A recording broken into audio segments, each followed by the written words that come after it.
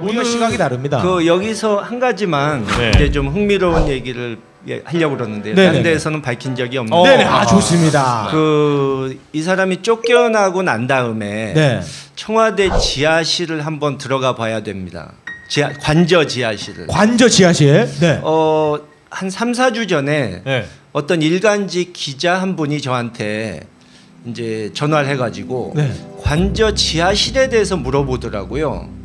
근데 저는 저희 아버지께서 거기 계실 때 지하실 한두 번밖에 들어가 본 적이 없고 거기 뭐 있어요? 거기에 뭐가 있는지 자세히 보질 않았어요. 그래서 잘 기억이 안 났는데 청와대에 과거에 근무하셨던 분한테 물어보니까 김영삼 대통령 때는 거기에 이 가족 영화관이 있었고 지하에 노 대통령 계실 때는 고장숙 여사께서 거기서 운동을 하셨대요. 근데 이 박근혜 정권에서 거기서 뭘 했는지 좀 뭐 수상한 뭐가 있다더라. 지금 다 치웠겠죠. 뭐 글쎄요. 뭐 차은택 씨도 그 뭐 이런저런 얘기가 있지 않았습니까? 그래서 장르가 그쪽입니까? 이건 그렇습니다.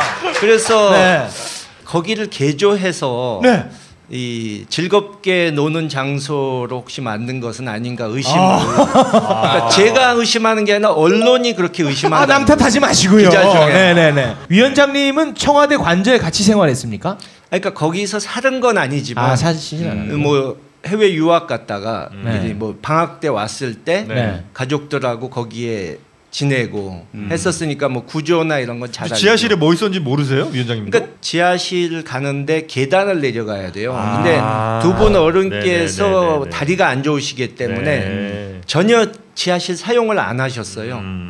그러니까 저희도 뭐 거길 들어갈 일이 없었던 거죠. 그 우리 김대중 대통령님은 그러면은 관저에서는 업무 거의 안 보시고. 그러니까 뭐 특별히 몸이 안 좋으신 날 빼고는 이 긴 시간을 관저에서 보내시는 걸 본 적이 없습니다. 그러니까 그 당시에 사실 임기 초부터 이 신장 투석을 받으셔야 될 상태였는데 그 신장 투석을 받으면은 종일 쉬어야 되거든요. 힘이 들어서 한 반나절은. 그렇기 때문에 그걸 안 하고 버티신 거죠. 위원장님은 MB랑 GH 중에 누가 더 좋아요? 글쎄요. 그러니까 비교 뭐 우위. 비유하자면 물에 빠져 죽느냐 독사에 물려 죽느냐 선택하라는 소리인데 선택이 어렵죠. 재치 있습니다. 물은 저 4대강을 의미하는 MB 같은데. 그렇게 되는구나. 탄핵이 된단 말입니다. 근데 또 이제 마음은 거기서 대통령직까지 이뤘는데 굳이 뭐 구속을 하고 감옥 보내고 이건 좀 심하지 않느냐 이런 논리로 방어할 것 같은데 어떻게 보십니까? 구속이요. 글쎄요. 검찰이 이제 알아서 결정을 해야겠지만 수사를 피하고 있고 증거인멸 시도가 있고 그 두 가지만 놓고 봐도 구속 사유는 충분하지 않나. 게다가 지금 오늘 그 돈 써서 이 관제 데모 시켰다는 것까지 나오지 않았습니까? 그러니까 충분히 이 피의자로서 하지 않아야 될 것은 다 했기 때문에. 또 있습니다, 위원장님. 거주지 불명입니다. 온갖 강남의 호텔들은 다 다녔어요. 집에 없었습니다, 주로. 팩트입니까? 이 사람 그 뉴스를 안 봤구나. 그 박근혜 강남 호텔 그것만 입력해봐 다 나와. 지금 아마 그 원래 살던 삼성동 집 근처 주민들은 제발 구속돼서 삼성동으로 안 돌아오기를 바라고 있을 겁니다. 그 동네 시끄러워서 어떻게 살겠습니까? 매 그 선거철만 되면 노무현 정권에 같이 함께했던 분들 호남 홀대로 나오지 않습니까? 거기에 대해서 좀 간략하게 저도 알아들을 수 있는 언어로 좀 설명해 줄 수 있을까요? 뭐 길게 얘기하는 것은 뭐 이미 여기저기서 얘기가 나왔기 때문에 길게 얘기할 필요는 없고 호남의 유권자들이 좀 섭섭하게 여기실 분도 있고 고의적으로 호남을 홀대했다. 그것은 맞지 않는 표현이고요. 좀 오해가 좀 많이 있었다. 대북 송금 특검이나 열린우리당 창당, 그러니까 분당 그것도 물론 잘못된 부분이 많았지만 그게 어떤 악의가 있어서 그랬던 것은 아니고 판단을 잘못한 부분도 있고 누군가의 이간질도 좀 있지 않았을까요? 뭐 좀 그런 것도 있을 수 있죠. 그리고 여러 가지 복잡한 요소가 얽혀서 그렇게 된 것이지 처음에 의도가 안 좋은 쪽은 아니었다. 그런 거죠. 그걸 그러니까 호남 분들도 알고 있습니까 지금? 많이 이해를 하셨다고 보고요.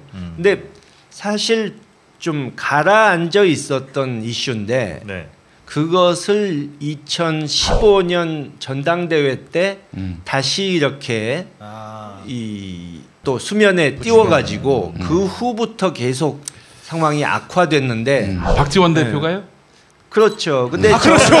이렇게 쉽게 대답합니까? 네. 그러니까 저는 그 부분에 있어서 동의할 수가 없는 것이 분명히 2009년에 아버지께서 돌아가시기 직전에 그 노 대통령을 모셨던 분들과 박지원 대표, 뭐 정세균 대표 이런 분들을 모셔가지고 과거에 뭐 안 좋았던 감정은 다 잊고 정권 교체를 위해서 이 뭉쳐라 다른 정치 세력까지도 끌어들여서 내 몫을 떼주는 한이 있더라도 이 통합을 이루어 가지고 그 진보 정당까지도 다 품어라라고 말씀하셨어요.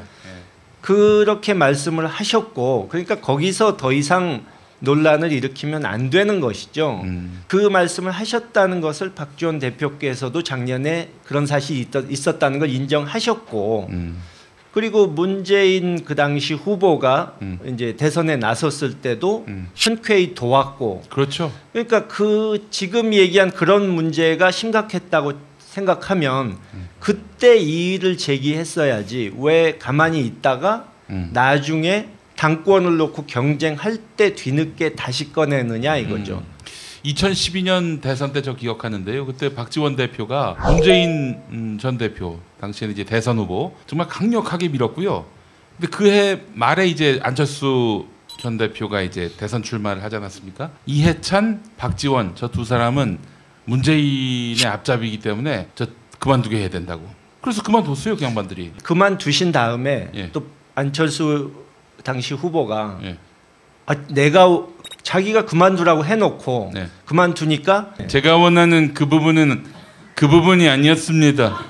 그래서 맞아 새정치 얘기하면서 그분들도 새정치를 저는 원했습니다. 안 대표님 언제 그랬어요? 잘하네. 그래서 그분들도 그때 상당히 불쾌하셨고 저도 상당히 그때 뭐 저런 사람이 다 있나. 그리고 사실 세상 일을 돌고 돈다는 게 지금 이제 박지원 대표가 안철수 의원의 열성적인 지지자가 돼 있으니까 정말 세상 일이 이상하게 도는 거고. 위원장님은 어떤 선출직에 도전할 계획을 갖고 계십니까? 뭐 지금 현재로서는 뭐 당장 선거가 있는 것이 아니기 때문에 뭐라고 말씀드릴 수는 없는데 뭐 기회가 생기면 나갈 수 있겠죠. 무조건 100%입니다 이런 경우. 100%지. 100%야. 근데 대부분의 정치인들은 이제 금배지를 못 달면 자기가 실패한 인생이라고 생각하지만 저는 뭐 꼭 금배지만이 나갈 길이다 이렇게 뭐 생각하지는 않으니까요. 일단 이 눈앞에 온 정권 교체부터 해내고 앞으로 이런 적폐 청산이라든가 또는 한반도 평화를 위해서 제가 뭐 조금이라도 역할을 할 수 있는 부분이 있다면 그걸 하는 걸 먼저 생각하고 있습니다. 금배지저 실패한 인생 저기 있습니다. 저기. 잠깐. 자유당에서 내가 어떻게 될지 어떻게 하니 네가. 아니 위원장님, 저는 위원장님이 정권 교체를 이루고 그 다음 날부터 바로 임기가 시작되는 거 아닙니까? 그 첫날에 대북 특사로 가시면 어떨까 그 생각을 좀 했어요. 뭐 그거에 제 마음대로 뭐 그런 걸 정하는 건 아니지만 뭐 기회가 있다면 뭐 할 수도 있다고 생각하고요. 이번 그러니까 새 정권이 들어서면 지금 굉장히 한반도 주변 정세가 복잡하고 예. 외교적으로 워낙 박근혜 정권에서 망쳐놨기 때문에 예. 북한은 물론이고 중국, 미국 이런 곳에 예. 상당한 규모의 특사단을 보내서 현안을 시급히 이 정리를 해야 될 필요가 있다. 그런 생각을 합니다. 남북 관계만 이 돌파구가 마련되면은 사드 문제니 뭐 온갖 한반도를 둘러싼 그런 이 불안한 정서들이 많이 녹아질 것 같아요. 네. 신동욱 총재와 함께 대북 특사로? 네, 굉장히 불쾌하시네요. 네, 죄송합니다. 네.